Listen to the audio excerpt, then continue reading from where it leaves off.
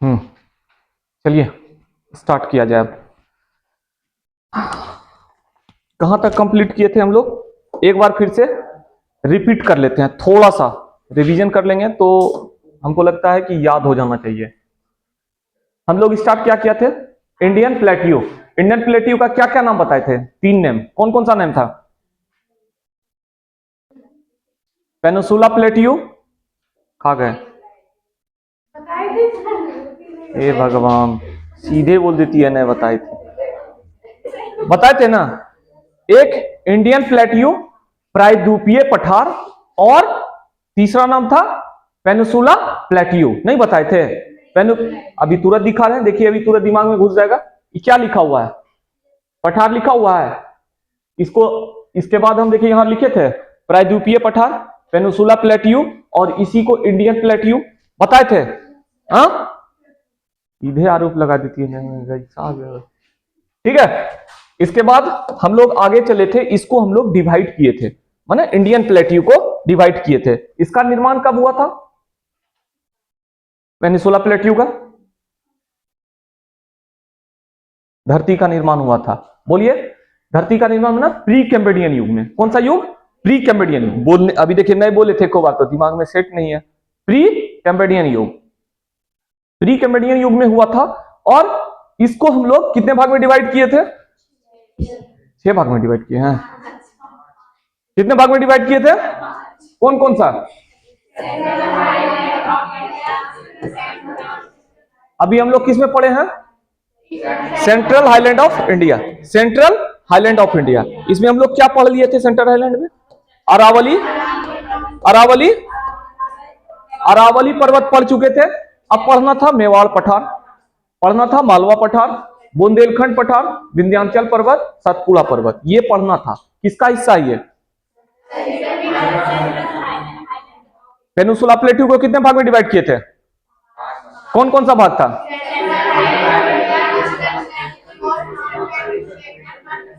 Central island को कितने भाग में डिवाइड किए थे? कौन कौन सा भाग था? अरावली, कौन कौन सा? और कंफर्म, याद हो गया। अब हम लोग को पढ़ना है दूसरा नंबर, मेवाड़ का पठार। इससे पहले हम आपसे क्वेश्चन पूछेंगे, अरावली पर्वत का विस्तार कहां से कहां तक है? गुजरात से दिल्ली तक। दिल्ली प्लस दिल्ली में जो पर्वत है, माने हिल है, उस हिल का क्या नाम है? दिल्ली में जो इस अरावली पर्वत रेंज पर एक हिल है, उस हिल का क्या नाम है? रायसिंग पहाड़ी। क्या बोलते हैं? कौन सा घर बना हुआ है वहां पर, किसका घर है? किसका घर है? President house. इसी के पास से एक नदी, कौन सी नदी? कौन सी नदी? लूनी नदी। लूनी नदी, लूनी नदी कौन सी नदी? ऐसा लूनी नदी में क्या खासियत है? भारत में ऐसा कौन सा नदी है जिसमें कि खारा पानी और मीठा पानी? क्यों? क्योंकि इसमें लवण सबसे ज्यादा है, मतलब खारा है ये पानी। इस टाइम निकलता है, कहां से निकलती है? सांबर लेक झील से। कहां से? सांबर लेक झील से। सांबर लेक से निकलने के बाद ये राजस्थान में कुछ दूर तक, उसके बाद फिर गुजरात में। कहां? गुजरात में। माने इस नदी को राजस्थान डेजर्ट जो है, इंडिया डेजर्ट जो है, राजस्थान वाला हिस्सा, उसका लाइफ लाइन बोला जाता है। याद रखिएगा, यही लूनी नदी को, लूनी नदी को, लूनी नदी को आते हैं अब थोड़ा सा कहानी पर। ये जो लूनी नदी है, इस लूनी नदी को राजस्थान का लाइफ लाइन बोला जाता है। क्या बोला जाता है? Life line, life line. अब देखिए थोड़ा सा चीजें समझ लेते हैं। ये बीचों बीच है, और इसी के ऊपर भी, मतलब राजस्थान के सबसे ऊपर वाला छोर में, अगर पिक्चर होगा तो थोड़ा सा दिखा दे रहे हैं आपको। भारत का पिक्चर, भारत का पिक्चर दिख गया कहीं? स्टेट वाइज हमको भी दिखा नहीं, स्टेट वाइज वाला कहीं लगाए होंगे जरूर। ये रहा।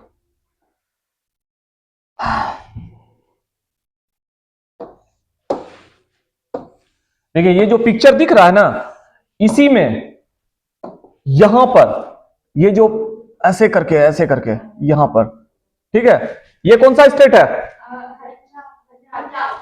हरियाणा कौन बोला जी? PHU याद रखिए, आपको बोले ना कि अगर स्टेट याद नहीं रहेगा तो सब कुछ गड़बड़ हो जाएगा। PHU, पी से पंजाब, पंजाब से स्टार्ट होता है और ऐसे करके राजस्थान के लास्ट छोर तक एक नहर है, उसको हम लोग बोलते हैं इंदिरा गांधी नहर। आप नाम सुने होंगे। इंदिरा गांधी नहर जो है स्टार्टिंग है कहां से? हरि के बैराज बांध से। हम बताएंगे हरि के बैराज बांध कहां है। अभी सिर्फ अपना इतना याद रख लीजिए, क्योंकि हम लोग अभी पढ़ रहे हैं प्लेट्यू को। जब नदी को पढ़ेंगे ना तो आपको हरि के बैराज बांध के बारे में अच्छे से डीपली पढ़ाएंगे। क्या है ना कि हरि के बैराज बांध के पास दो नदी आकर के मिलती है, ठीक है। कौन कौन सा नदी? अभी आपको एकदम फोकस नहीं करना नदी पर।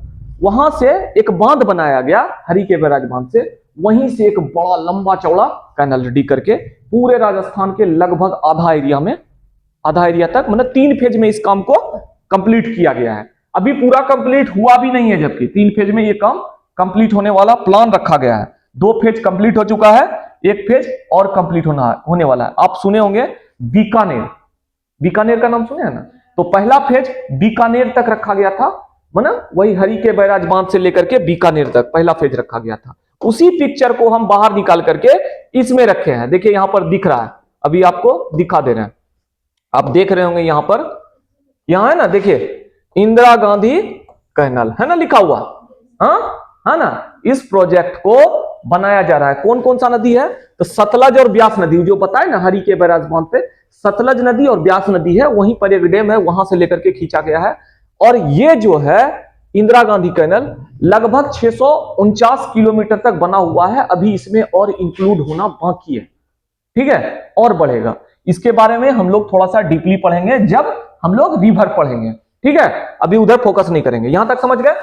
अब इससे हम लोग आगे चलते हैं और दूसरा नंबर में था कौन सा पठार? मेवाड़ का पठार, ठीक है। देखिए अरावली रेंज से जस्ट नीचे, देखिए यहां पर दिख रहा है ना, अरावली से जैसे नीचे आएंगे ना अरावली रेंज से, तो यही अरावली रेंज के पास में से ही एक नदी निकलती है। उस नदी का नाम है बनास। क्या नाम है? बनास नदी। बनास नदी और एवरेज नापा गया है इसका, मतलब कि इसी के बीच में है बनास नदी और बेराच नदी। इस दोनों के बीच में मेवाड़ का पठार है, ठीक है। कौन कौन सा नदी? बेराच नदी और बनास नदी। कौन कौन सा नदी है? बनास नदी और बेराच नदी। इस दोनों के बीच में ही लगभग क्या चीज है? मेवाड़ का पठार है, ठीक है। और ये मेवाड़ का पठार लगभग पूरी राजस्थान में है।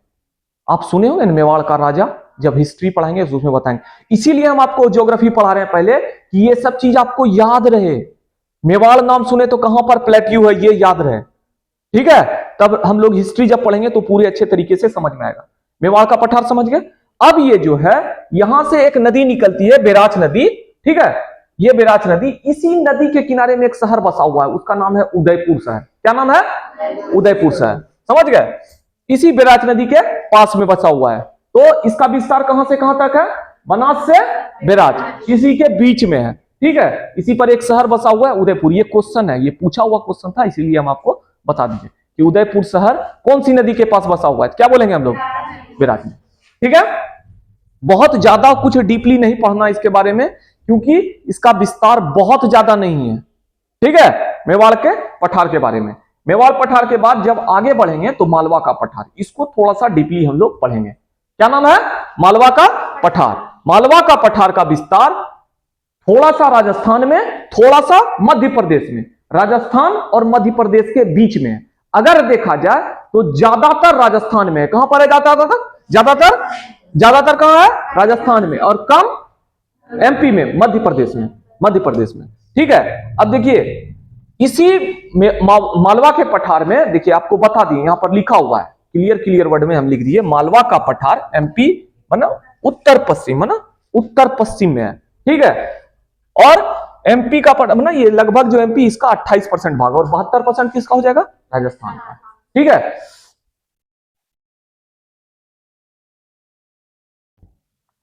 अगर हम देखेंगे, चूंकि एमपी मध्य भाग है ना, एमपी बोलने का मतलब ही है मध्य प्रदेश, है ना, मध्य भाग। इस मध्य भाग में ये जो प्लेट्यू का हिस्सा है, मतलब मालवा का पठार का जो हिस्सा है, ये सबसे बड़ा हिस्सा है, याद रखिएगा। ये जो मालवा का पठार है उसका सबसे बड़ा हिस्सा है। अब यहीं पर आपको बताए थे हम, ट्रॉपिक ऑफ कैंसर के बारे में बताए थे, याद कीजिए। कर्क रेखा के बारे में बताए थे ना, अच्छे से बताए थे। कर्क रेखा आप देखे होंगे कि बीच में मध्य प्रदेश आता है, तो इसी प्लेट्यू के बीचों बीच कर्क रेखा क्रॉस की है, ठीक है।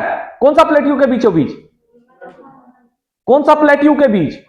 मालवा का पठार। कौन सा पठार? मालवा के पठार। इसके बीचों बीच कौन सा रेखा? कर्क रेखा, मध्य प्रदेश में। कहां पर? मध्य प्रदेश में, ठीक है। अब देखिए, जब मालवा का पठार का बात है ना, तो इसका याद रखिएगा, इसका ऊंचाई देखा जाता है। जैसे कि हम आपको पूछ दें कि अरावली रेंज में सबसे ऊंची चोटी, अरावली रेंज में बताए थे ना सबसे ऊंची चोटी, कौन सा चोटी था? कौन सा? गुरु शिखर चोटी। कहां पर? माउंट आबू। यही सब याद रखा कीजिए, ये सब चीज है, याद रखने वाला चीज है। अगर आप नहीं याद रख पा रहे हैं तो 2-3 बार वीडियो देखिए, आपको शायद याद हो जाएगा, ठीक है। 2-3 बार वीडियो रिपीटेड करके देखिए, आपको याद हो जाएगा, ठीक है। तो जैसे हम आपको बताए थे, अरावली रेंज में, अरावली रेंज की सबसे ऊंची चोटी कहां है? गुरु शिखर चोटी। कहां पर है? Mount Abu, mount Abu. उसी प्रकार इस रेंज में माने मालवा का पठार में, और मालवा के पठार में अगर देखेंगे तो सबसे ऊंची चोटी, उसका नाम है सिगार। क्या नाम है? सिगार। क्या नाम है? सिगार। सिगार, सिगार, क्या नाम है? सिगार, बोलते रहिए, सिगार। सिगार की ऊंचाई जो है 881 मीटर। कितना मीटर है? 81 मीटर। और अगर हम पूछ दे गुरु शिखर चोटी की ऊंचाई, एकदम बताए हैं, एकदम नहीं देखते हैं आप लोग, एकदम याद नहीं करते हैं उसको। थोड़ा सा मेहनत किया कीजिए, ठीक है। एक बार फिर से रिपीटेड होकर के पूरा देख लीजिएगा, हो सके तो एक बार में तीनों वीडियो को देखिए, जो कि आपके दिमाग में पूरा सेट हो जाए, ठीक है। ये सब क्वेश्चन है, एकदम सीधा उठा हुआ क्वेश्चन है, हम इसीलिए बता रहे हैं आपको, ठीक। अब देखिए, हम आपको बताए थे कौन सा रॉक्स मिलता था उसमें, अरावली रेंज में कौन सा पत्थर मिलता था? संगमरमर पत्थर तो घर बनाने वाला था, उसका नाम क्या बोलते हैं हम लोग? इरोडेड रॉक्स, है ना। तो वही चीज, सेम चीज है इसमें भी। इसमें क्या होता है कि बेसाल्ट चट्टान पाया जाता है, और बेसाल्ट चट्टान से, बेसाल्ट चट्टान जो होता है, देखिए इस आकार में है। अब ये चट्टान टूटने के बाद क्या होता है? काली मिट्टी का निर्माण करता है, इस टाइप से। बेसाल्ट चट्टान है, ये टूटते जाएगा, इसी से काली मिट्टी का निर्माण होता है। कौन सी मिट्टी का? ब्लैक सॉल्ट, ठीक है, काली मिट्टी। कौन सा? काली मिट्टी का निर्माण होता है, किसको टूटने के बाद? बेसाल्ट चट्टान। और ये जो है पूरा बना हुआ है बेसाल्ट चट्टान का। क्या चीज का बना हुआ है? बेसाल्ट चट्टान का। इससे ब्लैक मिट्टी का निर्माण होता है। अब देखिए, ये काली मिट्टी तो है, काली मिट्टी में सबसे ज्यादा 2 चीज का खेती होता है, इसीलिए उस एरिया में 2 खेती होता है। क्या क्या चीज? तो याद रखिएगा, कपास का माने कॉटन का, और दूसरा गेहूं का उपज। कपास और गेहूं का उपज। तो किस में? काली मिट्टी में। कौन सा चट्टान से बना है? बेसाल्ट चट्टान। इसको टूटने से कौन सी मिट्टी बना? ब्लैक सॉइल, काली मिट्टी। काली मिट्टी पर सबसे ज्यादा कपास और गेहूं की खेती। किसकी किसकी खेती? कपास और गेहूं की खेती, याद रखिएगा। अब देखिए, मालवा का पठार जो है, मालवा का पठार जो है, इससे बहुत सारी नदियां निकलती है, प्रमुख बहुत सारी नदियां निकलती है, जिसमें कि एक नदी आती है चंबल नदी। कौन सी नदी? चंबल नदी। पहले चंबल नदी का कहानी सुन लीजिए। चंबल नदी एक्चुअली क्या है ना कि माना थोड़ा सा उसका रेत जो है स्पीड है, जहां पर गिरता है वहां पर गड्ढा ऊंचा, गड्ढा ऊंचा, गड्ढा ऊंचा कर देता है, ठीक है, समझ गए? गड्ढा ऊंचा, गड्ढा ऊंचा। इस गड्ढा ऊंचा होने की वजह से इसको ना बीहड़ भूमि कहा जाता है। बीहड़, याद रखिएगा, बीहड़ भूमि। और इसी बीहड़ भूमि में एक पिक्चर बना था, पान सिंह तोमर, ठीक है, पान सिंह तोमर, नाम सुने होंगे। क्या करता था? हाँ, पान सिंह तोमर। अब इसमें क्या होता था, पान सिंह तोमर में एक्चुअल में क्या होता था कि मैंने इसमें जो है ना सब डाकू सब रहता था, वही गड्ढा में छुप करके बैठा हुआ रहता था, और छुप करके अटैक में ना, इस पिक्चर का यही बताने का मतलब हमको इसीलिए बताए कि इस चंबल नदी से पूरा बीहड़ मूवी रेडी हो गया है उस एरिया में, ठीक है, समझ गए? और यही चंबल नदी पर 2-3 गो बांध बना दिया गया है, ठीक है, चंबल नदी पर। पहले समझिए चंबल नदी, पहले नदी को याद कर लीजिए, इसके बाद चंबल नदी पर चलेंगे। फिर एक सबसे पहले कौन सी नदी? चंबल नदी। दूसरा नंबर है बनास नदी। कौन सा नदी? तीसरा पार्वती, चौथा काली सिंध, और पांचवा जो है सो बेतवा। 1 2 3 3 2 बार लिख दिए क्या? यहां पर 4, यहां पर 5 लिख दीजिए। ठीक है, समझ गए? 1 2 3 4 5, 5 नदी। ये 5 नदी को याद रखना। याद कीजिए काली नदी दूसरा था। काली नदी के बारे में हम बताए थे आपको, याद कीजिए काली नदी। जब हम हिमालय पढ़ाए थे, नदी के हिसाब से हिमालय का जो बंटवारा किए थे, वहां पर काली नदी देखे थे, याद है ना? यहां पर काली सिंध है। कौन सी नदी है? काली सिंध। वैसे नदी जब पढ़ाएंगे तो ये सब आएगा तो हम आपको बता देंगे कौन कौन सा नदी। चंबल नदी, बनास नदी, पार्वती, काली सिंध और बेतवा। मेरे साथ बोलिए। अरावली माने मालवा पठार से कौन कौन सी नदी? सबसे पहले दूसरा, तीसरा नंबर, चौथा काली सिंध नदी, पांचवा बेतवा नदी। याद रहेगा? पक्का? एक बार और।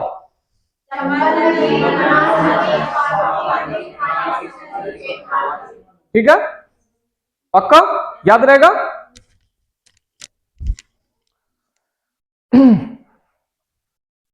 अब आते हैं थोड़ा सा चंबल नदी पर। किस पे आएंगे? थोड़ा सा चंबल नदी पर। चंबल नदी पर 3 बांध बनाया गया है। चंबल नदी पर 3 बांध, गांधी सागर, जवाहर सागर, राणा सागर। क्या बोलेंगे? मेरे साथ बोलिए। चंबल नदी पर कितना बांध? 3 बांध। गांधी सागर, जवाहर सागर, राणा सागर। क्या क्या बोलेंगे? किस पर? चंबल नदी पर कौन कौन सा बांध?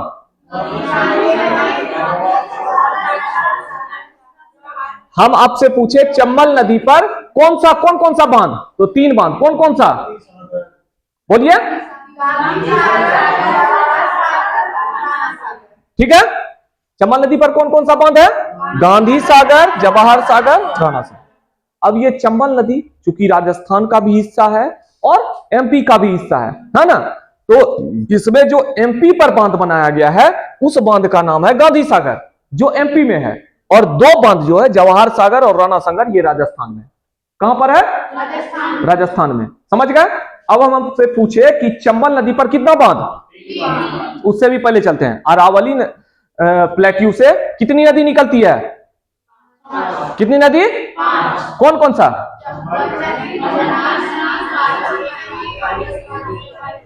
याद हो गया? ये 5 नदी। इस 5 नदी में एक नदी है चंबल नदी, है ना? महू जिला से निकलती है, याद रखिएगा। ठीक है, महू जिला। तो चंबल नदी जो है, चंबल नदी पर कितना बांध? कौन कौन सा? एकदम रटा हुआ रहना चाहिए। राणा सागर कहां है? जवाहर सागर कहां है? और कौन बचा? कहां है? एकदम रट लीजिए इसको। ठीक है, यहां तक समझ गए? कोई दिक्कत यहां तक समझने में? आगे बढ़े? प्लेट्यू का कौन कौन सा हिस्सा कंप्लीट हुआ? अरावली रेंज, उसके बाद मेवाड़ का पठार और मालवा का पठार। ठीक है, चलिए।